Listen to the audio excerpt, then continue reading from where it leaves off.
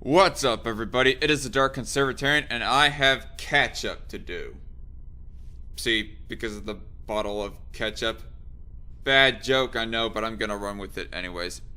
But yeah, it has been a while since I have done an episode of Strike Force, and I have some catching up to do on the little tidbits of news that I was wanting to feature in relation to, in rough relation to recent news that has happened. And I thought the most efficient way to get caught up was if I was to do a pre-recorded episode of Strike Force with no one but myself to be talking about the issues. And before I continue on any further, I would like to say that this episode of Strike Force was brought to you by patrons like you, Mikhail the Stray Cat, The Conundrum, and Cat Chat, of course. You all are awesome. And if any of the rest of y'all want to support the channel, the link for my Patreon is down below. Consider donating, and I will give you a direct link to my Discord server so that you can join on there, and you can even make recommendations for articles and videos to respond to live here on the Strike Force show, or even possibly, if you're a high enough dollar patron, do an edited response video to whatever video you want me to cover.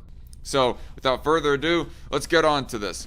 So opening up very quickly too, by the way, you all know that within the last couple of episodes of Strike Force that I had been covering, at least opening up anyways, talking about the whole issue of Steven Crowder allegedly being racist by playing with, black people stereotypes, poking fun at them. And the first one was in response to Progressive Voice. The second one was in response to Abbott Preach. And in both of those, I got asking the question of, did any of y'all ever hear of Eddie Griffin and how he likes to poke fun at racial stereotypes as well, including white people stereotypes and black people stereotypes as well? So I just gone posing the question, are you guys preaching a double standard here, or have you never heard of any minority comedian poking fun at white people stereotypes? And I kind of suspected that either Progressive Voice was being a dishonest, hypocritical hack, or he is an awkward dweeb who has never ever heard of Eddie Griffin or any other minority comedian that poked fun at white people's stereotypes. But Abbott Preach, I thought it was even less likely. The more likely thing for me was that maybe they did not hear about Eddie Griffin. It was unlikely to me that they were hypocrites with any principle that they might have with comedians poking fun at racial stereotypes. But lo and behold, a little bit later, after the Steven Crowder drama kind of dies down a little bit, they released this video talking about TikTok and Vine, and how that black people poke fun at racial stereotypes of their own race on Vine and other sorts of videos like that. The title goes, "He Not Lying. Some black folks do blackface today and make bank. King Bach, Vine, and TikTok." Now, I'm not going to watch this whole video. I've already watched it before.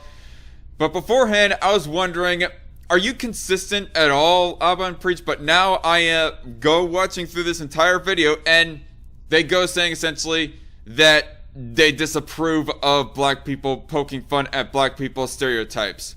They think that it's a bad idea for anybody to be poking fun at any racial stereotypes, apparently it seems. I mean, at least you're consistent, Abbott Preach. I will give you that, but I still heavily disagree. I think it is fine within comedy for anybody to be poking fun at any stereotype of any group, and yes, that includes upon race, be it your own race or other people's race. I mean, as long as you are not conveying a serious message of actual hate towards a group. And in the case of Steven Crowder, I did not think that he was preaching actual hate towards black people, oh, black people are a whole bunch of murderous thugs or whatever else have you. I mean, the jokes might have been bad. That I will grant the benefit of the doubt. They were pretty bad overall anyways, except for one or two in the whole skit right there. But nonetheless, I just did not see it as hateful. And by extension, I don't think it is hateful for black comedians or any other minority comedian to be poking fun at white people's stereotypes. But Abbott Preach, they think it is bad for both types of comedians, both white and minority comedians, to be poking fun at racial stereotypes. I mean, if that is your preference in comedy, is comedy that does not poke fun at racial stereotypes, well then you do you, but still I gotta say that comedy is comedy. It's whatever in the end, and I say that a person, if they are going to be poking fun at racial stereotypes within their comedic skit, then they are not inherently bad. That includes with, yes, Vine and TikTok. But aside from that, this almost like poses a further question. Like within this video, Abbott and Preach, they admitted that beforehand there was a time that they actually thought that Vine was funny. The watermelon guy and all those other black e-celebs that gone poking fun at black people's stereotypes. Originally, they did think it was funny, but then over the years, they gone thinking that it's not funny and that it's actually bad for society, essentially. That's not what they say verbatim, but essentially you can just can it all up to they're saying that this is bad for society overall. That it is bad for politics, morals, whatever else exact point that they are trying to make right there. And it just goes posing the question, why is that the case? I mean, is it because of the Floyd riots and all that other stuff that is like made race baiting kind of ratchet up tenfold or something? And just Abbott and Preach are afraid of peer pressure? Because if they were not to come out and say, yeah, Vine is bad because of poking fun at racial stereotypes, are they afraid of peer pressure from BLMers and possible rioters and so forth? I mean, I do not know for certain, but I just gotta go asking. Why would anybody who originally thinks that Vine was funny now all of a sudden says supposedly, yeah, it's not funny anymore, and in fact it's insensitive, it's racist, it's bad, or whatever else have you? Why else would they be saying all of a sudden it's bad? I think it might be a case of people are just afraid, honestly, of getting their property burnt down by a rioting thug. And no, that is not to say that all black people are thugs, just so that anybody wants to be strawmanning me on that point. Not all black people, not even all Black Lives Matter supporters are thugs in this instance, and even in the case of rioters, there were some white rioters, white people who were joining the rioting as well. Those people are damn well thugs themselves, so there's no race being attached to this when I go saying that the rioters themselves are all a bunch of thugs. Black, white, brown, purple, doesn't matter. If you are a rioter who goes destroying private property, who goes harming an innocent person's livelihood because of something that they're totally not responsible for, that being police brutality or whatever else have you, you are a thug, and just my blunt opinion right there. But putting aside the whole racial joke side of the Steven Crowder issue, that one skit was in relation to reparations or the stimulus, the most recent stimulus bill that was put forth by the Biden administration. That was also in part a reparations bill for black farmers. And not only was there talks about how Steven Crowder was racist for poking fun at this bill and poking fun at black farmers and whatever else have you, there's also a conversation about how supposedly all the people who like divvy out the loans to farmers, that they are being racist because black people apparently are being disproportionately disallowed loans. And I just got asking the question myself in the last couple of live streams, like, is it because that the people who go offering out the loans have a dislikeness towards black people? Or is it because of a crappy credit history, so therefore they cannot really offer up the loan? I thought that it was the latter, and lo and behold, that looks like it might be well a possibility. As you can see right here on the chart, it says black people are having the lowest credit score, on average anyways, at 677. Hispanics are at 701 average credit score. White people are average of 734 credit score. Asian people are an average of 745 credit score. Other are 732. You cannot just be asserting that, oh, all the people who offer out the loans, they're racist. They dislike black people, so therefore that is why that they are denying all these loans to black farmers. Because there is a second possibility here, and I think it is the more reasonable possibility too.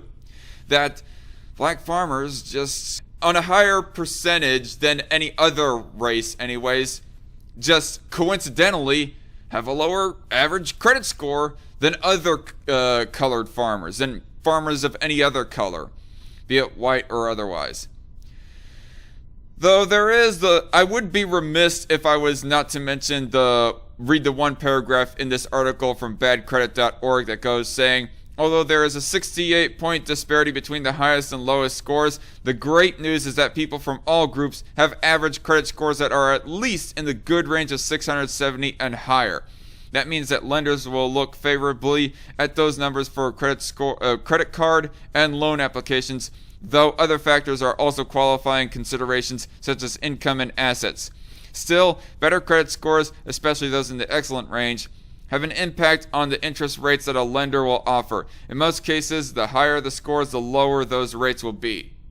So, there is the likability that most people within all these groups have a fair enough credit score to get a loan of some sorts.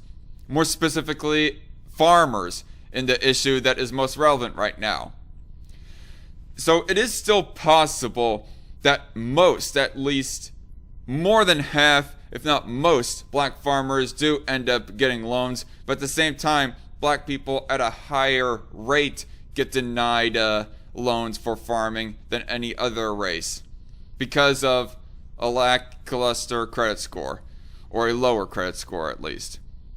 So anyway, that was just a little bit of a backtrack on that subject that I said that I was going to get back to you all on, and so I think I'm going to just put that issue aside and move on to another issue that is like somewhat in relation to race.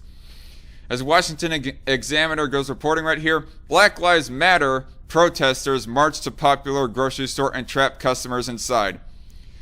This was from March 23rd, and I've been saving this article for a little while, but I thought that it was quite a relevant story to read because I do not see this getting a whole lot of attention. Maybe it did, and I'm just not aware of it, but still, I thought I'd read it for my own information and also for the information of you, my viewers. Hundreds of Black Lives Matter protesters marched to a Wegmans grocery store in Rochester, New York, trapping customers inside on the anniversary of Daniel Prude's arrest. We have a long walk today. We're shutting shit down, protesters shouted as they marched to the popular Northeast grocery store. What gives you the right to do that? I mean, what did the grocery stores do to, provide for the arresting or facilitate the arresting of this Daniel Prude character right here? About 200 protesters marched to the store, prompting it to lock down with an estimated 100 customers still inside the building.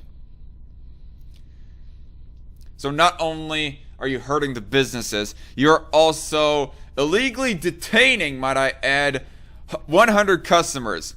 So this is like a double whammy as far as scumbag illegality on BLM goes. And not even just illegality. This is unethical, flat out unethical. And if any of these protesters, as far as I'm concerned, who gone trapping in all these customers were to get shot, I would shed no tears for that. Because this would be some scary shit. If I was in this situation, I would want a way to intimidate those protesters away from the entrance so I can get to my car and get the fuck home to safety before things get any hairier than they already were this day.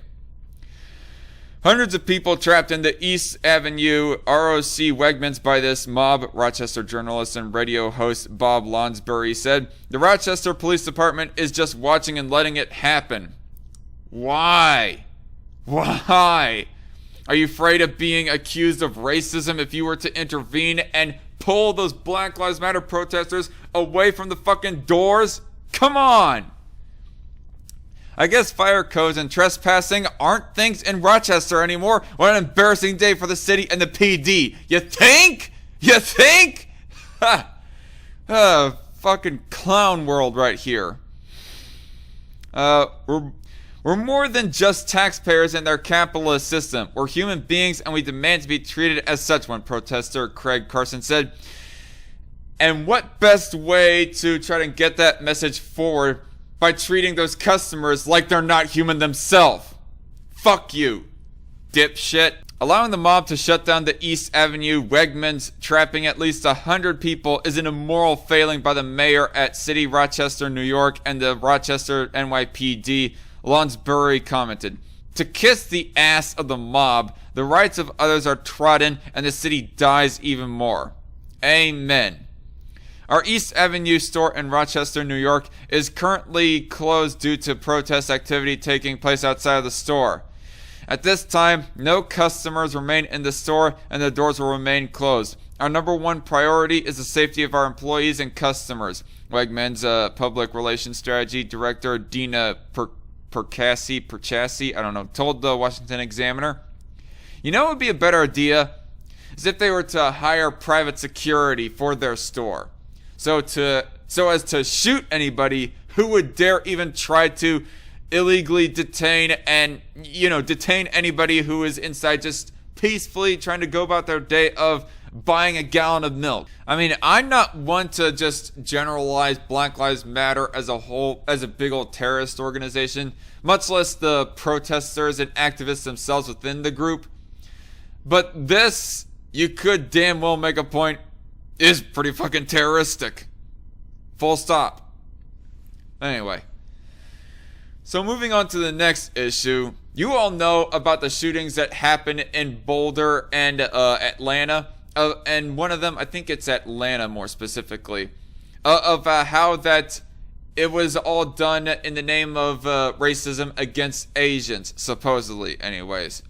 And so apparently in response to that, there was legislation that was offered up of an anti-Asian hate crime bill, and 6 Republican senators voted against it, as being reported by NowThisNews.com. Now, any of y'all who have been subscribed to my channel for a long time know that I am no fan of Now This News. This is response bait right here that we are going to be looking into. And just looking on the surface of this, I go thinking to myself, it's kind of just ridiculous petty virtue signaling.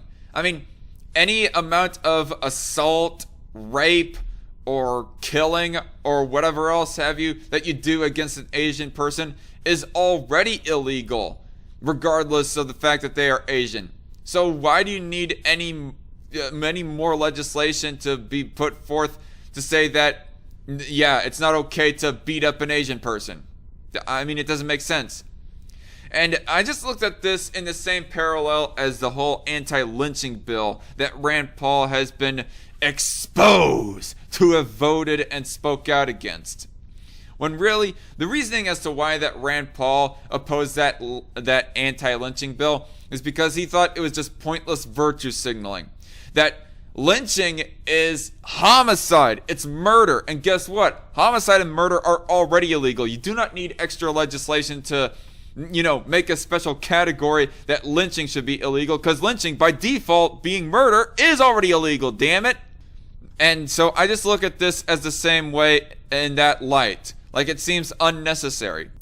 Senator Mazie Hirono, Democrat of Hawaii, the Senate's first elected Asian American, and Representative Grace Meng, Democrat of New York, introduced the bill, which is designed to help make public reporting around hate crimes easier, as well as advance them at a faster pace for review to the Justice Department.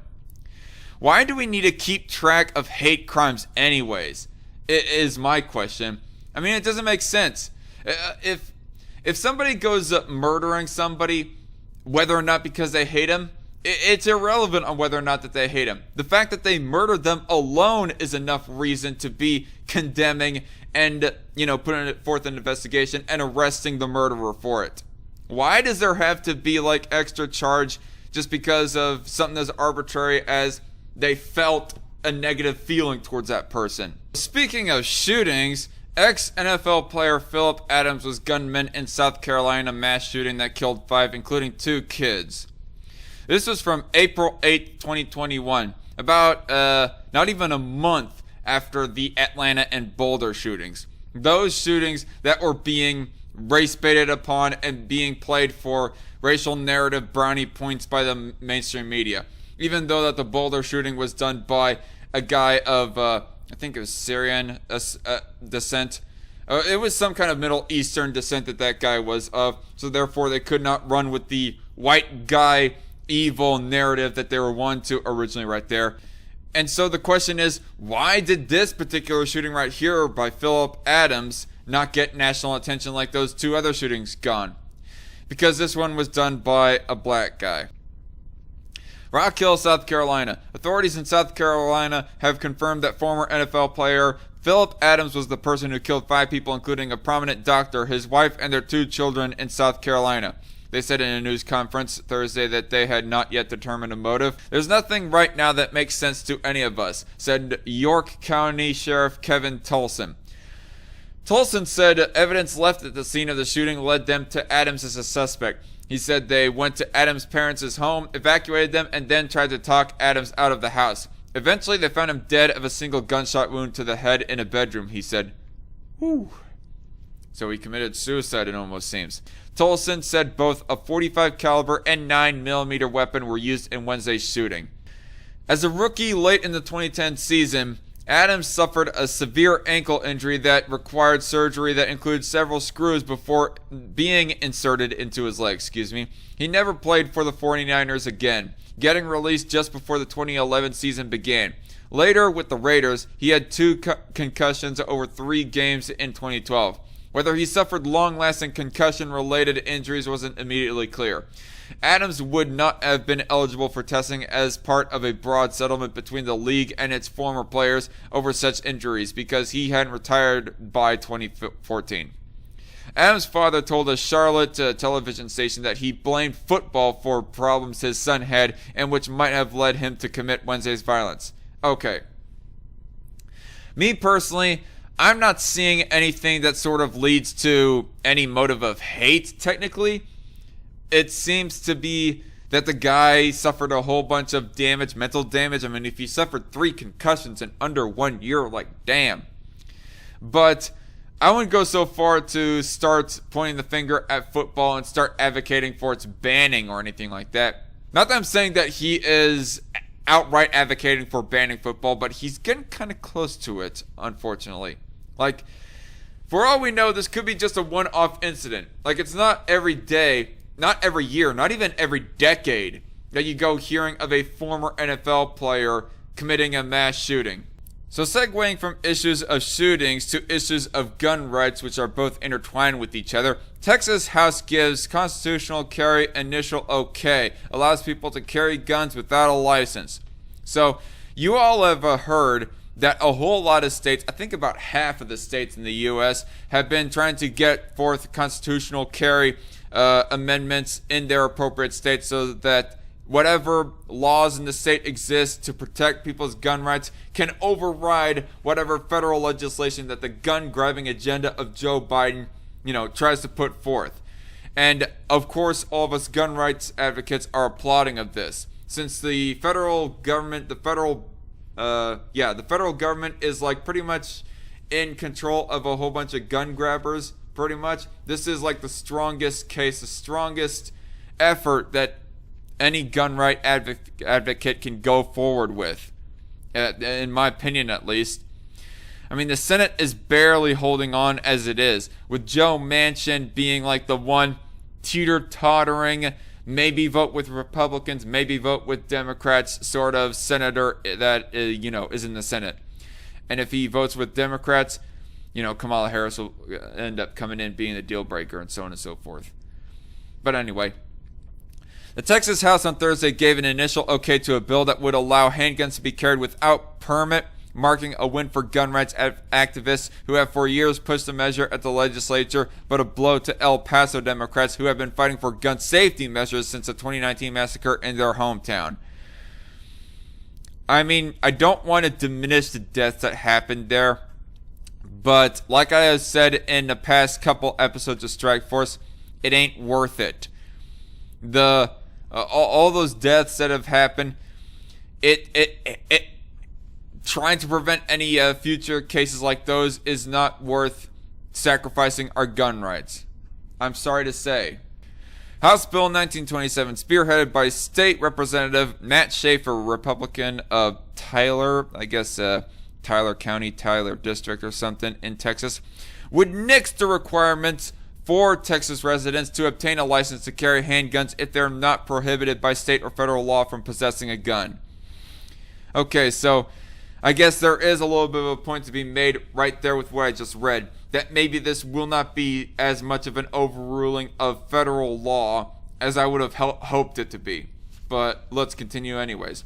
Texans under current state law must generally be licensed to carry handguns either openly or concealed. Oh, well, shit. I would have assumed beforehand that was not a requirement, but damn. This bill should be called common sense carry, Schaefer said as he laid out the bill Thursday. He described a scenario in which two women, one who had time and resources to obtain a license to carry and another who did not, went for weeks in different neighborhoods, arguing that the latter did not feel safe or well equipped to protect their family. Damn right, damn straight, and this is just an anecdotal example right here of somebody who makes a case as to why that we should not be sacrificing, people's gun rights. I mean, all the gun control advocates who go saying, oh, we need to prevent death by initiating the XYZ gun control measure. If you were to initiate XYZ gun control measure, you're going to prevent this person right here from being able to protect themselves and plausibly put their life up for death, as just like the shooters at Sandy Hook or Stoneman Douglas or Boulder, Atlanta, or in El Paso, or whatever else shooting that you could name off the top of your head. 7 Democrats voted for the bill according to an unofficial vote total. Terry Canales of Edinburgh, who was a joint author, Ryan Gillen of Rio Grande City, another joint author, Harold Dutton of Houston, Richard Pena Raymond of Laredo, Tracy King of Batesville, Leo Pacheco of San Antonio, and Eddie Morales Jr. of Eagle Pass. One Republican, Morgan Meyer of Dallas, voted against it. State Representative Angie Chan Button, Republican of Richardson, was present but not voting. Well, good for them. It just goes to show that Democrats are really, Democrats in Texas anyways, are not as much of a gun grabbers as say coastal Democrats. Early on in Thursday's debate, State Representative Joe Moody, Democrat of El Paso, who serves as Speaker pro tempore, pushed an amendment to the bill that would have effectively killed the legislation. Moody, surrounded by other El Paso lawmakers at the House floor's front mic, recalled the day of the El Paso massacre in August 2019 when a gunman killed 23 people. Moody said there has been no action in the wake of that mass shooting and others to prevent future tragedies. After those shootings, there were roundtable discussions and stakeholder meetings and a lot of promises, and I was hopeful, members even knowing the political realities, I was hopeful, Moody said. Members, I'm so tired of doing nothing. When are we going to do something? You should be doing something in your own personal life by getting a gun, arming yourself, and keeping it on you at most to all time, so as to protect your own ass for this. How about that for a proposal? Lieutenant Governor Dan Patrick, who heads the Senate, has previously expressed hesitation over the measure, saying in a 2017 radio interview that with all the police violence today we have in our state, law enforcement does not like the idea of anyone being able to walk down the street with a gun and they don't know if they have a permit or not. Oh, God. Put on your big boy pants. Come on. I mean, I'm not an ACAB guy, but come on. Police officers, don't be such a bunch of pussies. I mean, you got your own guns. If you're really afraid of people like pulling out their own guns on you just because of some arbitrary reason, self-defense. Protect your own ass. You do not deserve to be the only ones armed in the streets, police. 2 Democrats, Diego Bernal of San Antonio and Rafael Anchia of Dallas, tried unsuccessfully to amend Schaefer's bill to bar domestic terrorists or violent white supremacist extremists as defined by the U.S. Department of Homeland Security from carrying a handgun without a permit. Like, who are you deeming as domestic terrorists? And just because somebody is a freaking racist doesn't mean that they get to have their gun rights stripped of them, quite bluntly. Soon after, freshman Democrat Jasmine Crockett of Dallas delivered a tearful speech before laying out an amendment that would have carved out courthouses from the legislation. Other House Democrats rushed to Crockett's side as she stood at the House's front mic. As the only new black member of this body, I must say some of the discussion today has not only been eye-opening but hurtful. I mean, black people would like to own guns too, and there have been plenty of examples of gun control being racist against black people. So why am I going to care about your black identity in a debate about gun control? Hopefully that bit of legislation goes through. Hopefully all the states that are trying to push forward constitutional carry become successful in their agenda, because Lord knows that we need every little bit of help that we can get to fight off Biden and the rest of the Democratic Party gun-grabbing agenda.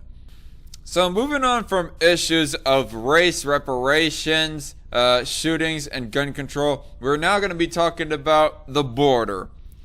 I kept on hearing all these assertions about how there's a crisis going on at the border, and it damn well might be true, but I haven't looked much into it, doing my own research or whatever. But here I have some special articles that go talking about the border in general. First off, Washington Examiner, Democrat who leaked photos from inside border facility speaks out. People need to know what's happening. And of course, we all know how it was so evil and bad of how that Trump had all these facilities that people were terming as internment camps and whatnot, kids in cages and whatnot, even though that legacy seemed to have started ever since Obama, and it's being continued by Biden as well. Ranking House Democrat Henry Cuellar, if that's how you pronounce that, said he was compelled to leak images from inside an overcrowded Border Patrol facility in Texas earlier this week to force transparency with the public following the Biden administration's refusal to allow media inside. It's the same reason I gave in 2014 when I released photos, because everything was being kept quiet. Gee, I wonder why. Maybe it's because that the mainstream media, they want their favorite Democratic presidents to look good. First it was Obama, now it is Biden.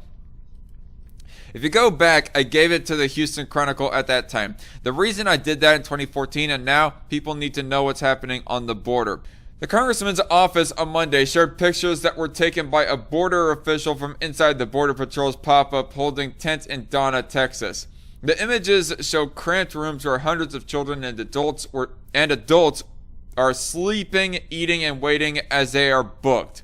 No media or lawmakers, even Cuellar, have been allowed inside since it was stood up in February. Cuellar supports President Joe Biden, noting that he fundraised for him as a candidate ahead of last year's election. His concern, one he has also had during the Obama and Trump administrations, is that Washington decision makers are not considering how policies will affect his constituents on the border between Laredo and the Rio Grande Valley. Take into consideration the people on the border. That's all I'm asking. I'm a Democrat. I'm just saying, take us into consideration.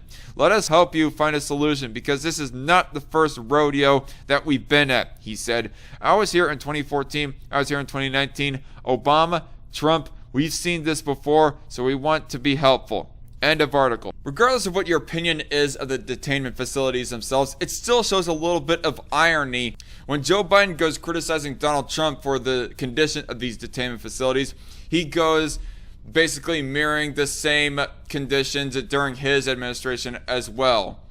But even looking at the principle or the conditions themselves, regardless of who's president, me personally, I think that these detainment facilities should not be as bad condition as they are. Kids in cages or whatever else have you. Personally, whatever border security that we have, I'm more for getting rid of the welfare state before we start going for an open borders or even private borders sort of policy when it comes to the border. But if we are to have border security, I want a more expedient process to handling people who go jumping over the border illegally.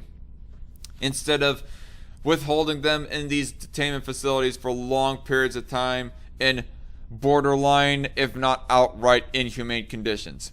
So next article by Washington Examiner. Abbott announces expansion of Operation Lone Star to address human trafficking along Texas border. So, yeah, you guys recall like a few episodes back on this show that I read about how Joe Biden had repealed a Trump-era piece of legislation that was meant to fight against human traffickers along the border. Now you have Greg Abbott trying to do his own miniature version of what Trump did, almost seemingly in response to Biden's, executive action to repeal Trump's action on that front. So I have to applaud Abbott if this holds water. The federal government on Wednesday began transferring unaccompanied immigrant minors to the Kay Bailey Hutchison Convention Center in Dallas. Governor Greg Abbott also held a news conference to discuss how Texas is expanding its response to illegal immigration through Operation Lone Star. The governor said Wednesday the Biden administration was ill-prepared to handle the influx of minors who have flooded the southern border in the past several weeks. So yeah, it is quite a bit of a crisis. I mean, if the uptick in illegal immigration also has a correlating uptick of human trafficking, well then, yeah, this goes shining a light to me on how bad the border has gotten ever since the beginning of this year. Shit. Up to 3,000 minors will be brought to Dallas. 2,300 of them are boys between 15 and 17 years old. DPS troopers and agents and Texas Rangers will conduct interviews with the minors to identify victims of human trafficking and gain actionable intelligence that will aid in the arrest of traffickers, he said. President Biden's reckless open border policies have created a humanitarian crisis that is enriching the cartels, smugglers, and human traffickers who often prey on and abuse unaccompanied minors, Abbott said. Americans deserve to know what the Biden administration is doing to investigate the surge of unaccompanied minors crossing the border and to protect those who are victims of human trafficking. That is why we are expanding Operation Lone Star to include anti-human trafficking efforts. HHS plans on releasing the minors into the general public, meaning enrolling them into the public school system and onto public assistance programs like SNAP and Medicaid once they are matched with sponsors or transferred to or care providers. And yet I kept on hearing as to how that illegal immigrants supposedly do not get any welfare at all. This seems to be evidence of that, or at least an attempt to try and get illegal immigrants, welfare. Staying on the issue of the border, also from Washington Examiner, hours after Democrats accused Kevin McCarthy of lying about terrorists crossing the border, CBP confirms it to Congress. And I also have a little bit of an anecdotal story right here from New York Post about the same subject, but let's stick to Washington Examiner right here. This is from March 16, 2021. U.S. Customs and Border Protection confirmed that 4 individuals on a terror watch list have been apprehended crossing the southern border hours after House Democrats slammed House Minority Leader Kevin McCarthy for warning about the threat. CBP told Congress that 4 people on the FBI's terrorism watch list, 3 from Yemen and 1 from Serbia, have been arrested at the border since October 1st, according to Axios. On Monday, McCarthy was criticized by House Democrats after warning of the potential terror threat at the border. You saw it in their eyes, McCarthy said, referring to border agents he spoke with at the border who spoke about the risk of terrorists crossing the border. They talked about they're on the list, the terrorist watch list.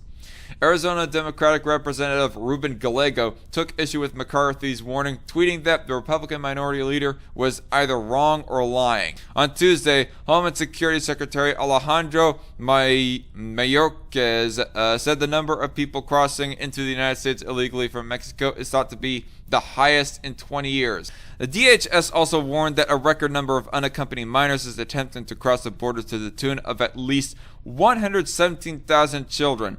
Some of those probably being trafficked as talked about earlier. The White House has declined to refer to the influx of migrants and the overcrowding of intake facilities as a crisis, and the president said on Tuesday he has no immediate plans to visit the border. Of course, he's been really dancing around that subject. In continuation of this very same sub-issue of the issue of immigration, terrorists and whatnot, This is from the New York Post. 2 Yemeni men on the FBI's terror watch list arrested at southern border. 2 Yemeni men on the FBI's terror watch list were arrested in recent months for illegally entering the U.S. from Mexico, federal authorities said Monday.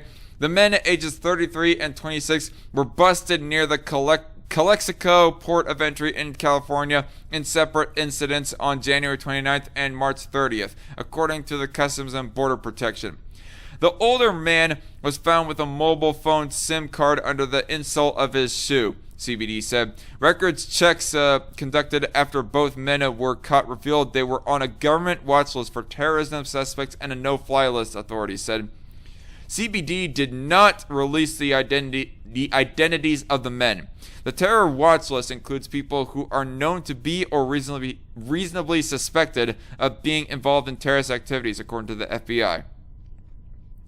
News of the arrest come as a number of migrants heading to the U.S.-Mexico border has swelled since President Biden took office, representing a challenge for his administration as it works to house unaccompanied minors arriving in large numbers. And last month, Republican lawmakers touring the southern border had said, citing Customs and Border Protection agents, that some suspected terrorists have been heading to the crossing, as shown in the very same story here that we just read, and in the last one too. It is pretty much a disaster, folks. And even if you are a libertarian or anarchist, you gotta admit that there has to be something done about this, be it private or otherwise. But anyway, so moving on from all that subjects, if you have made it this far to this episode of Strike Force News, I'm going to make like AC/DC and say that I salute you. Because last, but certainly not least, this according to Newsweek, we are going to be talking about Ghislaine Maxwell, y'all. Yes. Remember all the memes that have been floating about, all the stories and whatnot, about how Ghislaine Maxwell may be even more of a damning piece of evidence against all the rich elite of the world than even Jeffrey Epstein himself, if she was to be prosecuted and whatnot? Well, this is a continuation on that story. So, without further ado, let's get into it. Ghislaine Maxwell, prosecution reveals nearly 3 million pages of evidence. Alright, juicy, let's get into it. Ghislaine Maxwell's prosecutors have disclosed 2.7 million pages of evidence to her lawyers in her Jeffrey Epstein trafficking case, a court filing has revealed. The British socialite is awaiting trial in July on allegations she groomed underage girls for the New York financier to abuse. Maxwell, a friend of Prince Andrew, denied the original allegations and is expected to enter a plea to a new indictment containing claims from a fourth victim later this month. Her lawyers have repeatedly complained about her not having enough time to work on her case while in jail at the Metropolitan Detention Center, Brooklyn. I mean, what case does she have to work on? I mean, what defense is she going to say? I mean, for crying out loud, there is no defense to child grooming. Now prosecutors have revealed the full scale of the mountain of evidence in the case, while stretches to within a stone's throw of 3 million pages. A letter by U.S. Attorney Audrey Strauss reads, as the court is aware, the government has produced to the defendant more than 2.7 million pages of discovery pursuant to the government's various discovery obligations. The revelation emerged as the prosecution objected to a subpoena submitted by Maxwell's lawyers to Bowies, however you pronounce that, Schiller Flexner, BSF, the law firm that represents Prince Andrew accuser Virginia Giuffre and a number of other Epstein victims. Her team wants the disclosure of personal information from victims, but the prosecution objected to the legal process the defense team has used. Among complaints, Strauss requested any evidence released to be kept confidential to protect Epstein victims. You can reveal the evidence without actually revealing the people's names.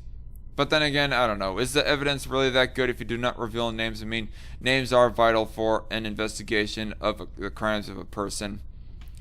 I don't know. I mean, it is a bit of a moral quandary. I mean, do you keep the evidence closed and not shown so as to protect the confidentiality of the victims of one of the most immoral and scarring of incidents at being child grooming? Or do you go ahead and show the evidence all for the sake of putting some pieces of shit in the slammer and possibly even on death row? Her court filing read, as noted above, the BSF subpoena appears to call for a substantial amount of sensitive personal information about victims.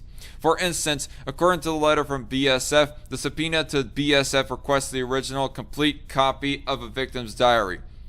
To the extent the defendant has obtained or will obtain sensitive information about victims or witnesses, it should be treated as confidential under the protective order, much like other such information in this case. Maxwell's lawyer complained in November that she was not being given enough time to prepare her case while in prison, as they launched a bid to get her bail. A letter to the court seen by Newsweek read, however, given the voluminous discovery in this case, the most recent production alone being 1.2 million documents, the time accorded Miss Maxwell remains inadequate for her to review and prepare the defense of her life. The new indictment filed last week claims Maxwell was discussing sexual topics, undressing in front of the victim, being present when a minor victim was undressed, and or being present for sex acts involving the minor victim and Epstein. She had denied previous charges and is expected to enter a plea later this month. It's rather scummy shit right here, people. That shit that she has done, and real sketchy and dark shit. Looking at all this, and if you're wondering as to why that I am not more pissed off than that I should be more pissed off than I actually am right now, and it's also because of the fact that I am numb to this shit ever since the cuties controversy and taking on that subject. Ugh. But anyway, I think that is all that I have to say about all these subjects. If you all like this format of Strike Force News, you know, the pre-recorded and then premiered to you guys, then comment down below if you like it that way, or if you want me to keep on with the live episodes of Strike Force.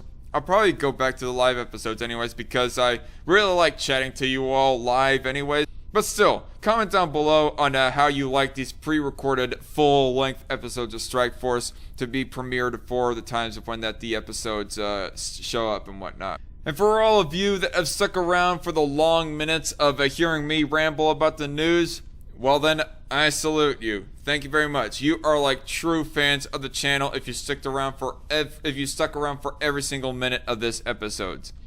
And what do you all have to say about my coverage? What do you have to say about the subjects that I covered? If you like this episode of Strike Force, hit the like button down below. Again, comment down below and give me some feedback. And if this is your first time coming across the channel, hit the subscribe button down below. I'm going to try my best to get back into edited response videos as opposed to just consistently doing news streams. And I'm going to try to get myself back in the groove of content creation in general. But I've just been going through some personal shit that has really got me in a bit of a funk. And so long of a funk that I had to play catch up right here, as you can see. What is this? 1, 2, 3, 4, 5, 6, 7, 8, 9 articles that I have read, and plus two tabs for a subject I very quickly covered a little bit earlier. And so I had to play catch up today. But anyway, enough of my rambling. Hope to see y'all later. Good night, God bless, and stay safe out there, y'all. Peace.